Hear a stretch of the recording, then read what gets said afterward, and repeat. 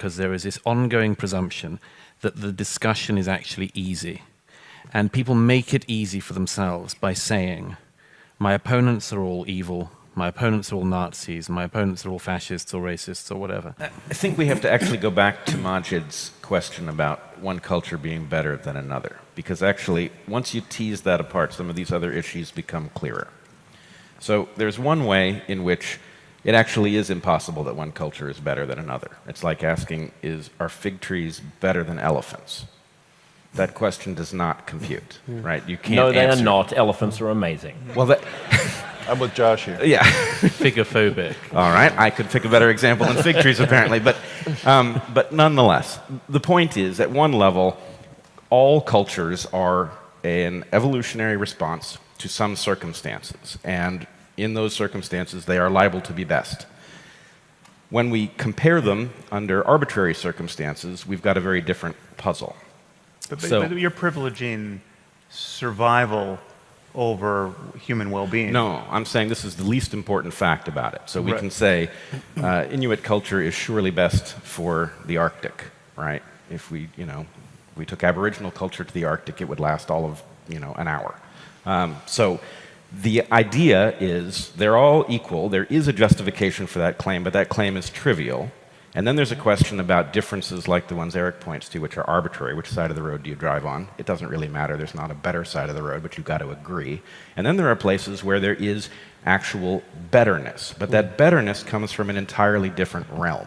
That betterness comes from a place where we've actually agreed on values. In other words, we've said, this is something we would like to see more of, and then once we specify what this thing is that we would like to see more of, then we can say, well, this system produces more of it than that system. So, for example... Or less of as well. Sure. Yeah. But if we take, for example, the difference between a polygynous system and a monogamous system, is one better than the other? No, they both evolve under different circumstances. But one is better if what you want to do is reduce violence and the tendency towards warfare. So there is no objective way in which we can claim that warfare is bad and that violence is bad. But of course, everybody in the room would probably agree that they are bad from some other perspective, which is the values that we all share, which then goes to Sam's point. So if we can get to a conversation where whatever group of people it is that is trying to govern itself can agree on the values that it would like to see maximized, then we can have the conversation about what the cultural structures are that produce those values. And then we get into an issue with immigration, which is to the extent that you are inviting people in whose values are at odds with the values that the self-governing entity has agreed upon, what do you do about that? Right. Do you require embrace of the local values, or do you tolerate alternative values existing in some sort of pocket? It's a very real problem that you're going to feel a moral duty to allow in a family that have survived a war in Syria where they were at risk of being enslaved by ISIS. And the high probability is that that same family unit, when you let them into a Western society, will hold ideas that could be homophobic, could also be anti-woman, could believe in death for blasphemy. And the same family unit that, on the one end, deserve your total sympathy and empathy, also have ideas and by the way, that could be hostile to others in your society. I find this one fascinating because a little while ago I was, I've had like Maajid, I think various other people, I've done a lot of traveling in my career and traveled a lot of the world and seen some of the world's trouble spots up close. And it has always given me exactly the inverse of the kind of tub-thumping view that some people might ascribe to people like me. And it's the inverse because what it's persuaded me of is not the luck, but a sense of the fragility of a culture like the one I'm from. I'm not persuaded that it's a natural default of our species. I'm not persuaded that it's all that strong. I think, for instance, we've talked about this before, Eric, I'm not persuaded that the Enlightenment values that I think everyone on this stage shares an admiration for have gone down that deep or that wide, even in our own societies. So I'm not that persuaded that, what I describe as the parochialism of the internationalists is a good response to this set of challenges, because I mean, let me give you another example, by the way, which feeds off the example that Maajid just gave. Because we are actually able to have some of that conversation in other scenarios. Last year, I went to report on the war going on in the north of Nigeria. And there's a form of tribal and also religious conflict going on. And I was traveling around these villages, which are Christian villages, which are being attacked by these particular Fulani herdsmen. And they're coming on a regular basis, and they're raping women, they're macheteing pregnant women, and it's just hell what's going on there. I came back to the UK, I was writing about it a bit, and I was just very struck by the number of friends of mine who I was describing this terrible situation to, who would say things to me, things like, well, you know, the Nigerian churches are very homophobic. And I'd be like, what? Well, I just don't have much sympathy for the Nigerian Christians. I mean, they're not attractive victims. Yeah.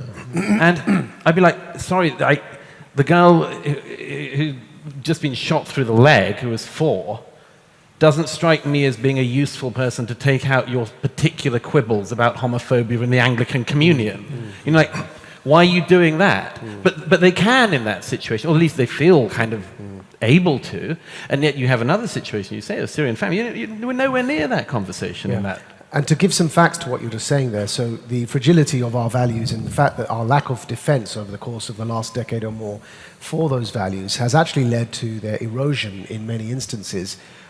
Just look at how fragile they are. So if you survey, you know, the last known survey done of British Muslims' attitudes towards homosexuality found 53% said that they would criminalize homosexuality if they were in power. And that's British Muslims born and raised in that country. That's not gay marriage they're saying they would outlaw. It's being gay that they said they would outlaw. 53%, by the way, is not an insignificant minority that is on the fringes. That's a majority. And do you remember the 2010 when the same thing was done? They asked different communities in the UK what their tolerance was. They came up in the UK Muslim community, 0% tolerance towards homosexuals. 0%. Found it morally acceptable. And it was like, is this like, you don't like civil partnerships? No. Being gay. And there's one more. There's one more for you. After the Charlie Hebdo massacres in France, when the Charlie Hebdo magazine was attacked by jihadists, a quarter of British Muslims responded to a survey suggesting they had sympathy for the attackers and not the attacked. So this is why values are relevant. Because, of course, you know, I think it's a no-brainer that we on the center-left make a connection and say, if racism spreads in society, it makes it easier for people to be racist, which makes it easier for people to discriminate against others because of what they look like and their racial groups. But we somehow don't make that connection with extremist thoughts. And this is the failure of the left, or label it the regressive left, that we don't join those dots and say, if a significant enough people in our society's belief that blasphemers should be killed, it makes it easier for blasphemers to be killed. But don't we have to point a mirror at ourselves in order to finish this out? In other words, there are certain things that we can look at, these extremist beliefs, and we can say, and I think with plenty of justification, those are inferior beliefs. They are abhorrent. On the other hand, so dare I guess. Go on. That's what it sounds like. Yeah, that's the... So Twitter, get ready. Let's talk about the burqa for a second. Oh, please, I've been waiting to, Good. So I would imagine that it would be a widely shared belief in this room, and certainly on the panel, that there's something very troubling about the burqa, and in particular... It's a monstrosity. I believe there would be a lot of resonance with that belief on the basis, at the very least, that part of your human birthright is to communicate via facial muscles, which are actually really unique. They are uniquely evolved for uniquely human stuff, and to deny a person the ability to use those things is barbaric. On the other hand, there's always, it struck me as hypocritical that we don't recognize that the burqa is one terrible solution among a whole pantheon of terrible solutions to a problem that's actually much older than humans. That there's a primate problem with groups in which there are multiple males. How do you get pair bonds to stick when you have multiple males jockeying for position? It's almost impossible to do. So we don't see it as a widely distributed property amongst primates. So human cultures have solved this in a whole bunch of different ways. Some of them absolutely monstrous, and beyond the burqa, of course. Female genital mutilation, for one. So we have all of these bad solutions. I believe, without exception, the costs of them fall disproportionately on women. But the West, which doesn't have any of these things, the modern West, also does not have its shit together with respect to human sexuality. So we do things like sexualize young girls. We allow corporations to get into our minds and make people feel insecure about their bodies and their sexuality and all of this stuff. And then we monetize the sexuality of young women. And it's really kind of a despicable system in its own right. So you've got two different failure modes, neither of which are acceptable. But to focus on the one failure mode and not recognize the problem or the solution, the problem to which it is a solution, is not fair. And really, we ought to be having the conversation about how do we once and for all deal with this problem in some way that is fair to people and matches our values and doesn't require us to rationalize. Isn't one answer to that to constantly be aware of the fact that this is just an ongoing tension? To recognize that there are tensions like this in our species, which we're forever going to have to... There is a difference between a burqa and what you just, with respect, Bret, what you just said, because... Don't text now. No, Maajid just so pulled here we his have, phone out. can everyone see that? I hope you Of course. There's a man on a beach. He's got no shirt on. He's in the sea, and he's got his baby girl there. Yeah. Yeah, can you see that, guys? Can you see Yeah. that? Yeah, can you see that? Right? Yeah. Right? He's on the beach. He's got his baby girl, and he's got a huge smile on his face, which you won't be able to see from over there. And here is an image. This is an image. I don't know if this is a photograph or a photoshopped image, but all of us have probably seen that at some stage in our lives. I certainly have. The man has got no shirt on, a bit fat. He's in the sea. He's got his baby girl in his arms. He's got a huge smile on his face. And his wife here is in a full burqa on the beach, right? Because she cannot take that off. And if she does want to swim, this is what she ends up looking like. She has to go in with her full burqa on her body, and she can drown like that, by the way. It's very dangerous. She can drown. Now, the difference between what you just said, advertising, the use of the female body and the male body, by the way, it's not just women who are sold in these adverts. There's a lot of pressure on men to look good as well. Don't I know it? So, but the point I was going to make very quickly is the following. You rise to the situation admirably. The difference is dogma, right? So what I find particularly morally objectionable to this burqa is the dogma that there in that heat on the beach, that woman cannot remove her clothing even if she goes into the water. You don't hear me defending the burqa. No, I know. I'm not saying you are. I'm not strawmanning you. I really genuinely am not. What I'm saying is that there is a serious intellectual and moral distinction between the way advertising companies use men and women to sell a product, which isn't a dogma, it's a market-driven thing, and if the market changes, that will change, and a religious dogma that regardless of changes to the market, changes to the weather, changes to the country geography or anything, will stick to this one thing, and regardless of the suffering it causes. And that's why I've got a problem in particular. Other people call it brainwashing, but I'm going to say dogma is... I know because for once upon a time, when I was 16, subscribed to a dogma. It is terribly corrosive and corrupting of the human mind. Wait. I want to just fix one thing that you've said about my position before Eric jumps in here. You're right, okay. Yeah. Okay. It is not the advertising of stuff with female bodies that's getting to me. It is the exploitation of insecurities. That the way advertising companies get you to buy stuff you would not otherwise buy is by making you insecure. And sexual insecurity in particular is, they are maiming the psychology of large numbers of people by exploiting these insecurities in this particular way.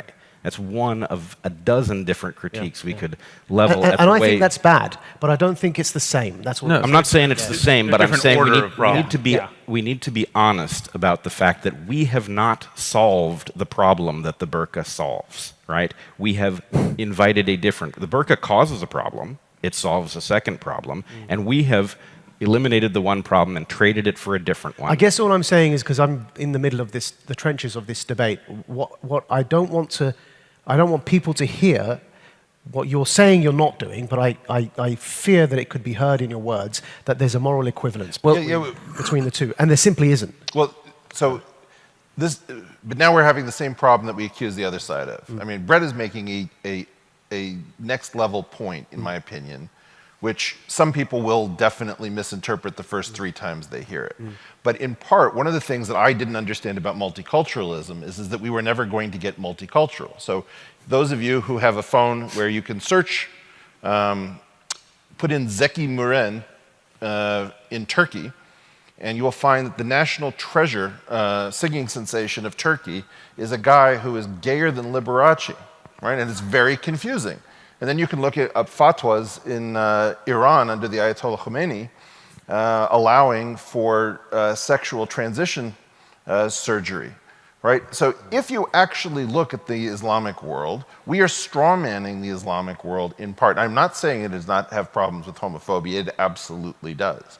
What I am saying is that we did not even bother to learn all of the variants of Islam, all of the weird ways in which I cannot find a traditional society that does not make a place for non-binary individuals, right? In South Sulawesi, there are maybe 5 genders and they can become priests, whether you're talking about the Katuis in Thailand or the Hijras in India. Every single traditional society deals with homosexuality, deals with non-binary individuals, and there are things to exploit. You can ask yourself the question, hey, if you're cool with Zeki Müren in Turkey, how do we actually get that to work within the Islamic world that is now resident in the West? And so my concern about all of this is I don't know how to elevate the conversation and say, however much you were budgeting for this conversation, budget 10 times that. Because if we're not going to be able to live together harmoniously until we take an extraordinarily deep interest. On that, just on the religious grounds for why Iran does that, and Pakistan has the same thing. They're called, so the hermaphrodites in Pakistan, there's actually, most weddings in the Punjab have them perform, Sure. and they're quite accepted and normal. Is the fatwas acknowledge where there is a biological hermaphrodite-like situation, and therefore why they say you can choose your gender, and you can even alter biologically undergo a sex change operation for the gender of your choice, because their starting point is God created you mixed, so that that's a dispensation. What they do not tolerate and do not allow, or what no fatwa allows in Iran or Pakistan or Saudi Arabia, is homosexuality. It's a different thing too. That's why people were offered sex changes in Iran if you're found to be gay. You could either be hanged or you could have so a that sex can change. become very sinister. Yeah. You know. So homosexuality is very different to the sex change operation fatwa. Let's just go to, we're going to have to go to questions in just a moment. So if you didn't get to ask a question last time, then please push your way to the front of the queue and you'll be able to ask it as well. Maajid, in the past, you've been very articulate and useful in distinguishing between the different grounds on which one might be concerned about different spheres of the Muslim community. And I fear that it would be remiss of me not to raise the point. I mean, Eric just said that we're sort of strawmanning the Muslim world. I think we're also strawmanning a bit what happens to migrant communities once they come to the new world. So one of the concerns is the one that Sam raised about jihadist terrorist threats, so a security concern. But Douglas's point seems to be more about cultural assimilation and whether or not Enlightenment values can withstand the influx of people who don't share them. And you've been good about delineating between the difference between those people who might be anti-Enlightenment values. They're not necessarily jihadists. Yeah. You know, the difference between conservative Muslims and so on. And I can just imagine people thinking about this conversation taking place in the 1950s in Australia and people saying, look, there is no way that the Greeks and Italians are going to assimilate with broader Australian society. And then in the 70s, they'd say the same thing about the Vietnamese. And, you know, they'd say the same thing about the Lebanese. And here we live in a country that is actually very harmonious. And over time, these anti-Enlightenment values, I don't know what you would have gotten if you'd asked newly arrived Vietnamese refugees questions about social conservatism and their tolerance of gay people in the 1980s. Sure. But now their kids are cool with it. So my father's generation, who migrated to the United Kingdom, would never have heard of Islamism. It was alien to them, and yet were conservative Muslims. My father prays 5 times a day. My grandmother from my mother's side wears a headscarf. And I think what I'm worried about, the difference is, of course, they then went on to have children, many of whom did integrate. The difference is if we stop having a conversation around why certain values matter and why they're important, then that won't happen. That's what I'm saying. And I think the danger is that we've basically, in a self-flagellating way, stopped asserting the superiority of certain values over others that are self-evident. As long as we can revive that, then what you've said will happen again. There's nothing stopping Muslims from integrating in the West. As long as we're having these conversations, and it's when we stop having these conversations that people lose their moral compass. Douglas, wrap this up for us. It really just wanted to make a final point, but it also picks up on what Bret, the very difficult point which Bret got us into. And it's an important one, but it does allow me to come back to the thing we started on, which is the migration question. But I think there's a window through this question which helps us address others as well. I've been very struck in recent years by the way in which, as I say, in that debate, as with almost every other one of the tripwire debates of our time, it's set up so ruddy badly. And it's set up so badly because there is this ongoing presumption that the discussion is actually easy. And people make it easy for themselves by saying, my opponents are all evil, my opponents are all Nazis, my opponents are all fascists or racists or whatever. And when I was going around all the migrant camps and traveling all over to research my last book, I came to what I thought of as quite an important realization, which was that the whole thing was set up so badly because actually what was happening was there were competing virtues. And this goes back to the Bret point as well. And Aristotle addresses this, and I found it very useful in the migration debate, and I think it applies to others. Aristotle says that there are occasions when what is happening is two virtues are in competition. And it may mean that you're misunderstanding one of them, or misapplying one of them. And the one I realized in the migration discussion was there was a battle going on, not between good and evil, or between good guys and bad guys, or tolerant people and xenophobes. There was a serious tension between the call for human justice and the call for human mercy, and that these two things on this question are in fundamental opposition.